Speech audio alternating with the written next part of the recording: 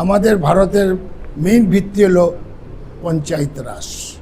এই জন্য ত্রিপুরার যে অল ইন্ডিয়া পঞ্চায়েত পরিষদের যে রাজ্য কমিটি আজকে এই প্রথম বৈঠক।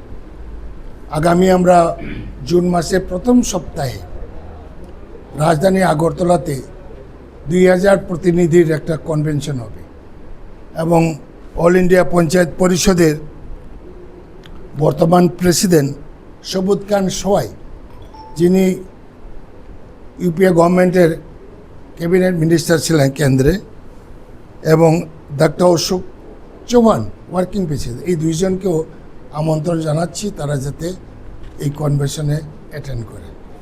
অল ইন্ডিয়া পঞ্চায়েত পরিষদ বলে একটা সংগঠন আছে, নন পলিটিক্যাল। একসময় মহাত্মা গান্ধী এবং বলবন্ত সিং রায় মেহতা, যারা দেশের জন্য কাজ করছেন, তারা এই অল ইন্ডিয়া পঞ্চায়েত পরিষদের নেতৃত্ব দিয়েছিলেন। এবং দেশের যত তাবর লোক আছে, গুজরাল নন্দা থেকে রাজীব গান্ধী পর্যন্ত, সমস্ত মোরারজি দেশাই, এরপরে জওহরলাল নেহেরু, ইন্দিরা গান্ধী ইত্যাদি শত লিডার এই সংগঠনে ন্যাশনাল কনভেনশনে উদ্বোধন করেছিলেন এবং তারাও যুক্ত ছিলেন। পঞ্চায়েত ব্যবস্থাকে আরও যাতে গতিশীল করা যায়,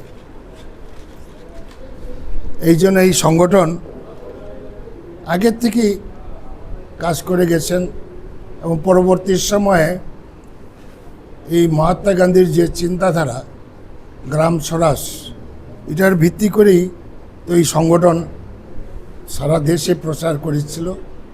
পরবর্তী সময়ে রাজীব গান্ধী প্রধানমন্ত্রী হয়েই এটা একটা আইন করে গেছে, ত্রিস্তর পঞ্চায়েত ব্যবস্থা।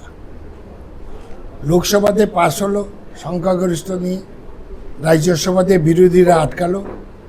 পরবর্তী সময়ে নরসিংহ রাও প্রাইম মিনিস্টার হওয়ার পরে যখন রাজ্যসভাতে কংগ্রেস সংখ্যাগরিষ্ঠ হলো, তখন এই আইনটা পাস হয়েছে।